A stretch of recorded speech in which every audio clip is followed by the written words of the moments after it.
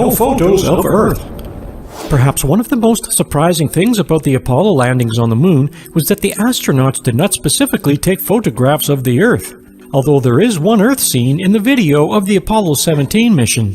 In the previous video, we discussed whether the astronauts could see stars or not, but there is no doubt that they saw the Earth and all of its blue marbled resplendence.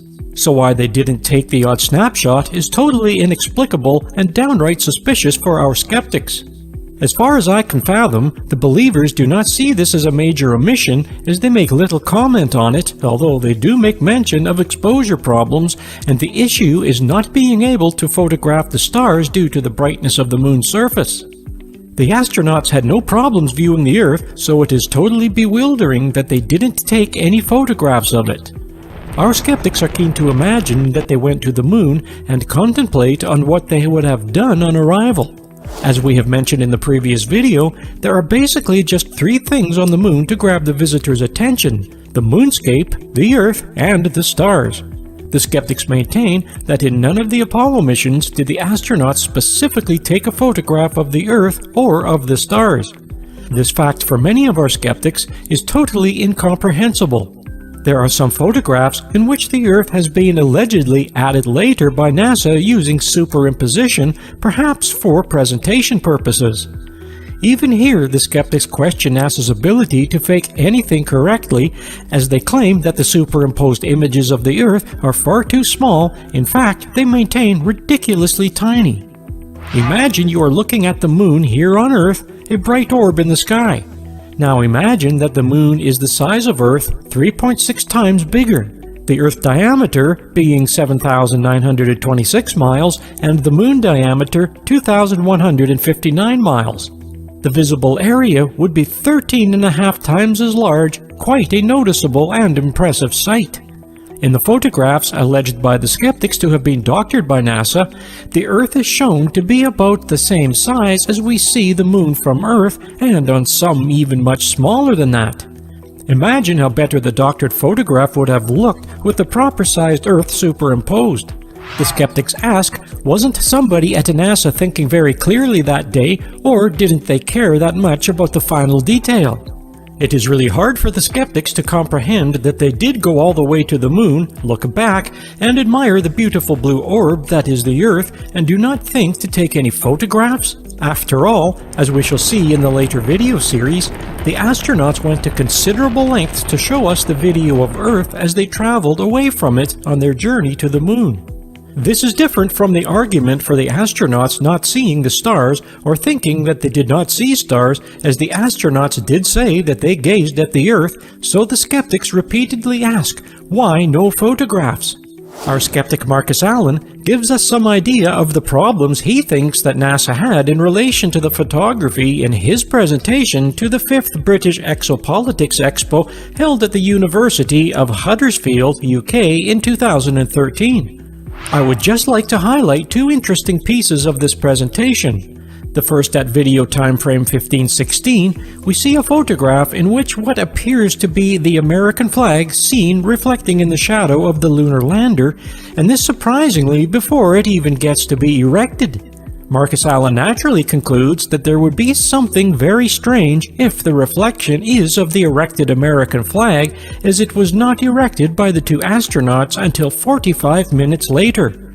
On further analysis, this reflection is simply the visual landing guidelines etched onto the Apollo Lunar Lander Module window behind Buzz Aldrin, as can be seen in this NASA photograph AS11-365390. Secondly, at video time 3321, we see 2 photographs. The first photograph shows Irwin photographed by Scott, and in the second, Scott photographed by Irwin. The problem with these 2 photographs is that there is only one camera, and Scott is shown to have it on him, so how could Irwin have taken Scott's photograph? A very interesting anomaly for which I have found no response from any of our believers. However, enough confusion, so let's move on and examine some of the main issues raised by the Apollo moon photography and videos. Inconsistent shadows. The skeptics will labor to remind you that the Apollo astronauts did not take any equipment for extra lighting on the moon. Therefore, they say the only lighting available on the moon was the singular source of direct light from the sun. The sun is approximately 93 million miles distant from the moon, and at that distance the rays of sunlight are basically parallel all the time as they reach the moon. The skeptics contend that, therefore, the shadows cast on the moon by different objects should also be parallel to each other. In many photographs, the shadows are anything but parallel. The skeptics therefore conclude that there must have been more than one light source, and therefore the photographs could not have been taken on the moon. Just about every skeptic mentions this perceived anomaly, and paradoxically, just about every believer jumps in to defend the concept of parallel shadows. When I first saw this argument, I was puzzled. It immediately reminded me of my old art teacher, Miss Jenkins, who seemed to have an overwhelming passion for us to paint bunches of flowers, piles of fruit, and boxes piled one on top of another, while all I wanted to do was paint naked women. After all, this is why I chose the art option. However, enough digressing about my ill-spent youth, but there is one thing I did learn from Miss Jenkins, was that shadows should not be parallel in a picture or photograph. She explained it was due to perspective. Try this. Go outside and find a long stretch of straight road. Jump into your helicopter and hover above the road. Look down directly below you at the road and see for yourself that the sides of the road are indeed parallel. If you are not convinced, take out your tape measure and check it. Now go and stand in the middle of the road. I am assuming that I do not need to caution you to check that no great articulated lorry is heading your way. Now look along that road. Do the sides of the road look parallel? I think you will answer no, but you just convinced yourself from your helicopter and by measurement that they were. So what happened? I can assure you that they are parallel, well, more or less. If you look into the far distance, the sides of the road will appear to converge into one point. Well, this is the same with shadows. It is called perspective, at least that is what Miss Jenkins told me. If you stood on the ground and all you can see are parallel shadows, then maybe you are on Mars. You are certainly not on Earth. The shadows will be parallel on the ground, but you will not see it unless you are sat on the sun. Just one more caveat to this shadow angles saga. The more the light source is coming from the side, then the more parallel the shadows will appear as they are not being affected by distant perspective. If the light is precisely at right angles to the field of view, then the shadows will indeed look parallel. The same as if you look directly across the road to the other side, then the sides of the road will look parallel. By the way, this shadow angle discussion applies equally well to videos, but none of the skeptics seem to make a big point about this. The skeptic's opinion that the shadow lines should be parallel is truly one if you are viewing the scene directly from above, or, as previously mentioned, the light is directly from the side. In those cases, there is then no perspective involved. When you are at ground level surrounded by the objects making the shadows, then perspective dictates that shadows cannot be parallel. Now, according to Miss Jenkins, all shadows in a picture or photograph must converge into a vanishing point, so they cannot ever be parallel, subject to my caveats mentioned above. I really never thought Miss Jenkins's art class would ever be of any constructive use to me, but as often happens, I was wrong. I am sorry if I have labored this point, but it is important that we understand this concept of shadow angles. The skeptics labor this mistaken belief time and time again and point to the numerous photographs in which the shadows are not parallel and in some extreme cases appear to be most at right angles. The worst examples they are keen to show you is the photographs from the book Full Moon by Michael Light, which contains official photographs released by NASA in which they appear to be shadows from the front, from the left, and from the right. This anomaly, the skeptics maintain, indicates that there must have been more than one light source, which on the moon would be impossible, but in a studio set on Earth, it would be entirely possible. Now, drawing lines through the shadows of the tiny rocks and guessing the angles of the shadow can be rather arbitrary and lead to all sorts of dubious estimation. I am not saying that the photographs were not faked on Earth, I just do not know. The skeptics identify a number of photos which show that they are claimed to be shadows pointing in very different directions. However, the believers also mistakenly argue that the comparison is between well-defined shadows in the foreground and very oblique shadows in the background. Shadows lie on parallel lines pointing away from the sun. They maintain that because of perspective, they will appear to radiate away from the point on the horizon directly under the sun. Furthermore, the believers state that closer examination of most of the photograph shows that the seemingly mismatched shadows are being cast on very uneven ground surfaces. For example, one rock may be higher than the surface where its shadow falls, and this together with perspective and uneven surfaces can account for this apparent discrepancy. This argument seems to be superfluous, as shadows should not be parallel in any case, at least according to Miss Jenkins, and with her long, slender legs, I was always totally inclined to believe anything she told me. It is not a matter of whether the shadows are parallel or not, but whether you can ever view them as parallel. The believers furthermore say that if you take a brief look around outdoors on a sunny day, then you will see that the shadows of nearby objects do not line up with more distant ones, or even point directly away from the sun. The reason is that you don't line up the base of the object with its shadow, as it is assumed by some skeptics, but you need to consider a line from a point on the edge of the shadow through that part of the object that casts the part of the shadow. They say that it is simply incorrect to draw lines from the base of the lunar module through its shadow to see if the shadows were consistent. You need to draw lines from objects on the lunar module to their corresponding shadows, that these lines will converge on the sun. I really don't follow this logic. An additional consideration the skeptics point out is that two objects of the same size but different distances from a light source will cast different lengths of shadow. You can easily test this at home. The object closer to the light source will have a longer shadow than the one further away from the light source. However, because the sun is so far away, two equal-sized objects on the moon should both cast about the same shadow length, as they are both basically equidistant from the sun. Skeptics have identified NASA photographs in which the two astronauts, when standing reasonably close to each other, cast very different shadow lengths. According to the skeptics, this must prove that there was more than one source of light, which we have already seen would be impossible on the moon. They therefore conclude that these photographs cannot have been taken on the moon. The believers contend that the only problem here is that the skeptics have forgotten about the unevenness of the moon's surface. In other words, on uneven ground, the shadows can appear to be at different angles, and shadow lengths can differ considerably in length. The Clavius website provides an example of this effect and claims to rebut the criticism, and therefore the use of more than one light source does not follow.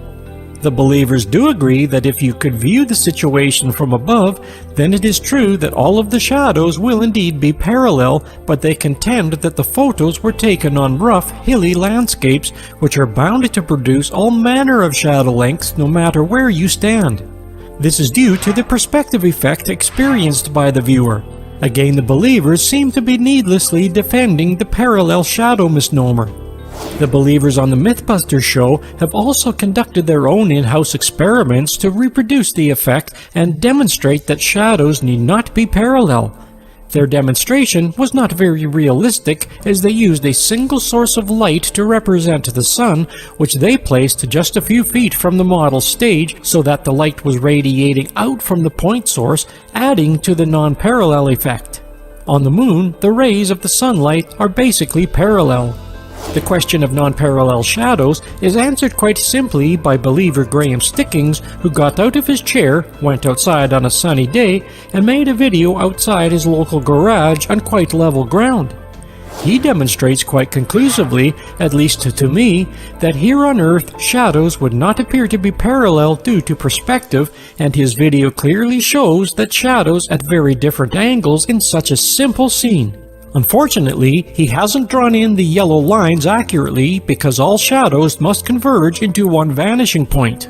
The actual vanishing point in his photograph appears to be just above the nearest petrol pump, where he has a yellow blob. You can see that the two shadow lines from the sign are not correct, and the one from the bollard is anybody's guess, as you cannot see the total shadow. So grab your camera, put on your sunglasses, and go to your local petrol station and try it for yourself. Our believer, Jay Windley, on the Clavius website, explains that objects can indeed form shadows that are not parallel and for the same size object can have different shadow lengths. This analysis by Clavius is challenged by the skeptic Hunchback, in which he maintains that Clavius has many misconceptions and misses several points in his analysis. In his video, he makes the point that all shadows must converge into a single vanishing point, and he uses this fact to point out some anomalies in the Apollo photos. At last, somebody else who must have also gone to Miss Jenkins' art class, all shadows must converge into a single vanishing point. Our penultimate contribution in the Shadow Saga comes from the true believer Brant Watson. In this video, he makes a convoluted and surprisingly feeble attempt to justify the shadow problem. He apparently does not know what Miss Jenkins taught me so many years ago, that shadows cannot be parallel and must converge at a vanishing point, even though at video time 200, he basically has the proof of this in the yellow shade lines he has drawn on the photograph. Had Brant been fully informed about shadows, he could have just pointed that photograph with his drawn lines and point proved QED. This point is important because it is this particular photograph which the skeptics invariably offer as their conclusive proof of more than one light source. One final attempt to convince you that shadows cannot be parallel when viewed in a photograph. I will refer you to Figure 1 in a paper from Louis Belbado on the Alice website. We will discuss this paper in the next section on ray tracing.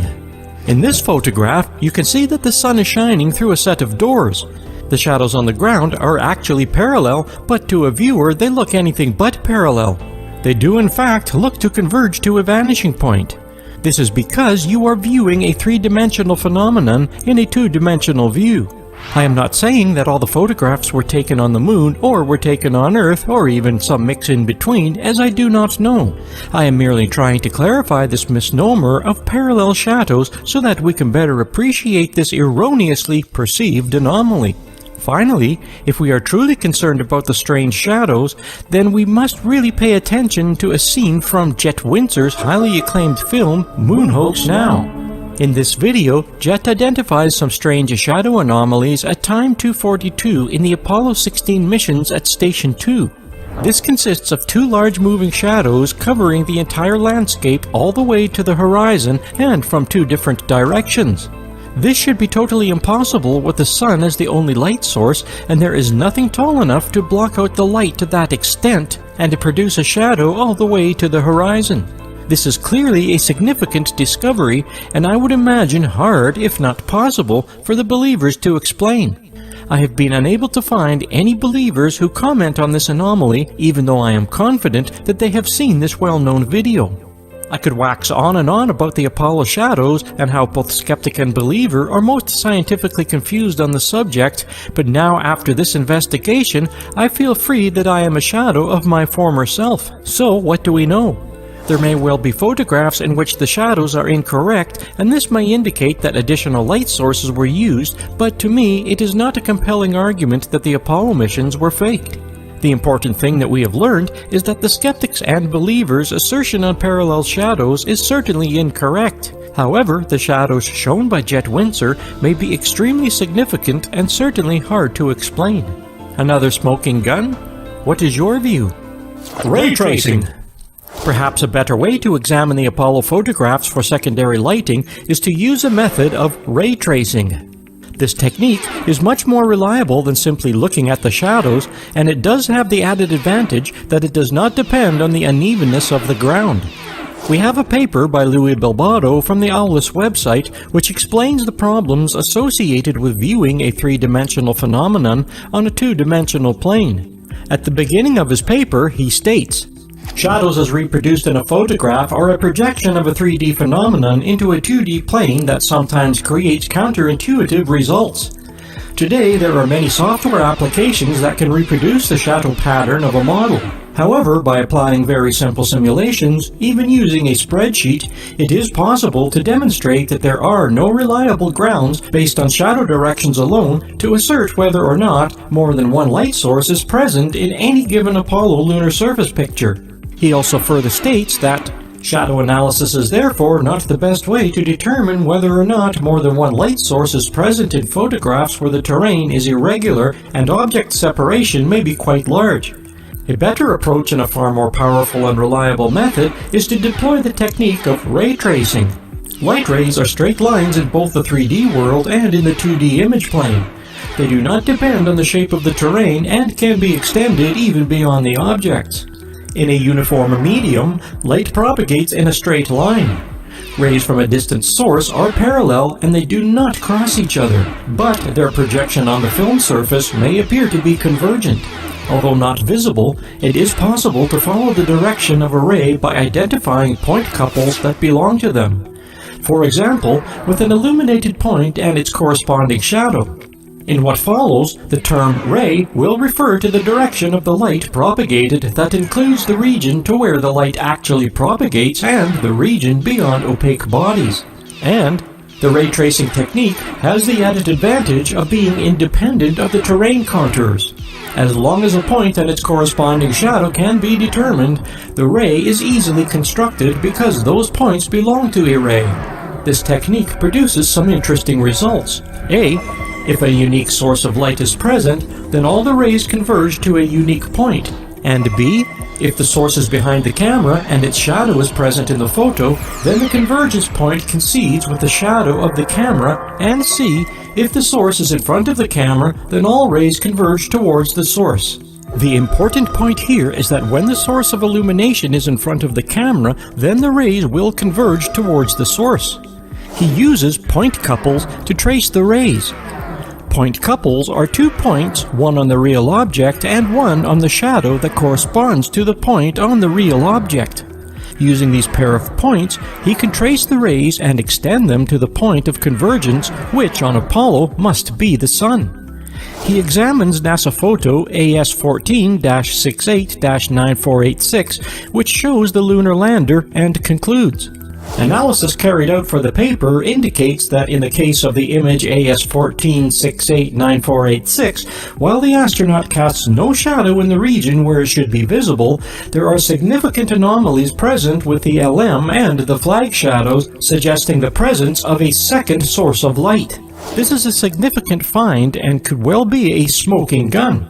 It, of course, doesn't prove that man didn't step on the moon, but clearly indicates that the photograph could not have been taken on the moon. His conclusions are, in case of photo AS14-68-9486, a simple analysis of shadow directions alone is not enough to reach an objective conclusion regarding the presence of more than one light source, nor the divergence or convergence of the light beam. It is advisable to use the additional technique of ray tracing.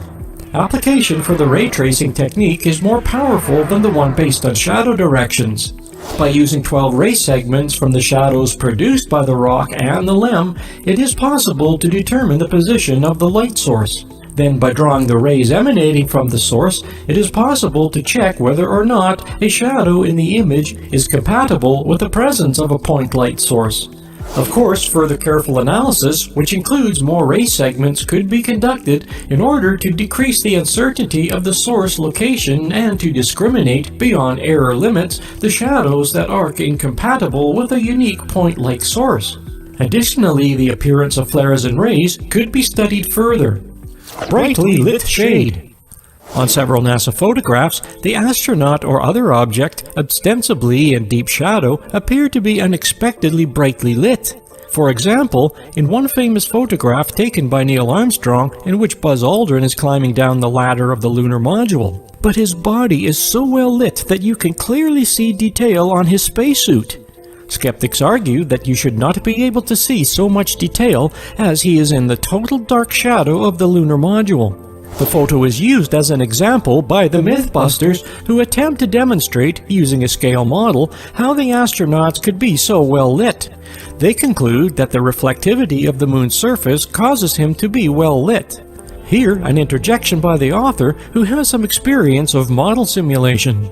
The Mythbusters used a small-scale model. They don't give the scale factor, but they used moon dust with exactly the same reflective properties of the real moon's surface. They should have also scaled down the reflective properties of the moon dust by whatever factor they used for the model.